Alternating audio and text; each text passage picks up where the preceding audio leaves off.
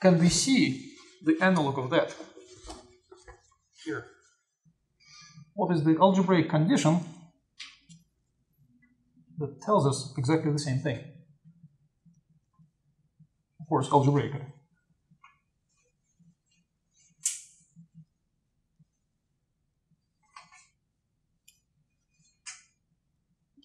The gradient is equal to 0. Exactly. So this condition corresponds precisely to the condition that E is perpendicular to the plane. So we didn't miss it in algebra. But in algebra, you see, we immediately go into two very practical equations.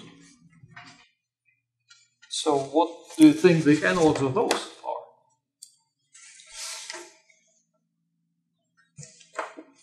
Analogs of these two equations. Can we see those conditions geometrically?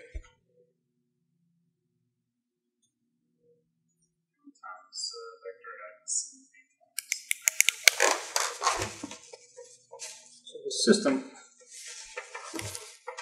interpretation of that system is going to be what? Well, let's look at algebra. So you see, you have a sum of things equals 0, and there's 2 floating around, but we can cancel 2. We can pull these 2 out of the sum. So when you see a sum like this, what does it look like to you?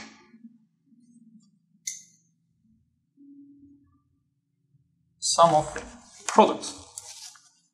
Right? Whenever you see a sum of products, you think what?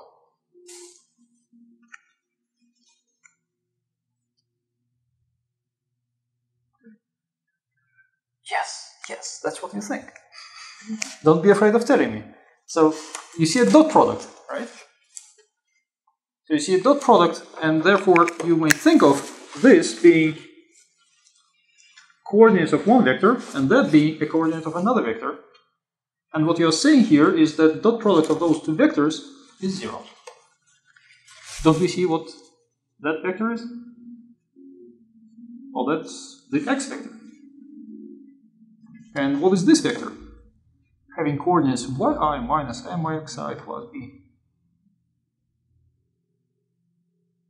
Isn't that exactly the E vector? So this is ith coordinate of E. That is ith coordinate of x. And what we see in this equation is that those two vectors are perpendicular. So the first condition is that the vector E must be perpendicular to the vector x. And the second is that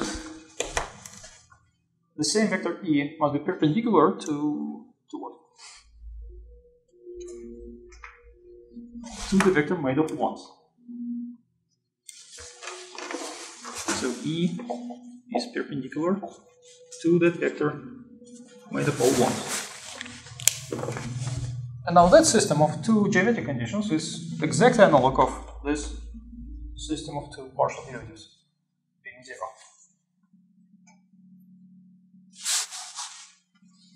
And the funny thing is that if you happen to simplify this equation a little bit, because you definitely can definitely pull this 2 out of the sum, and you can definitely pull this minus 1 out of the whole summation, and say the whole thing is minus 2 multiplied by that sum of those quantities, you would see the sum, but not the sum of products. And you will have a hard time identifying that this condition is actually the condition of being perpendicular.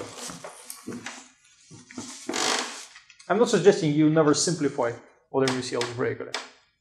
I'm just suggesting that sometimes translation to a different discipline requires careful attention to what you do.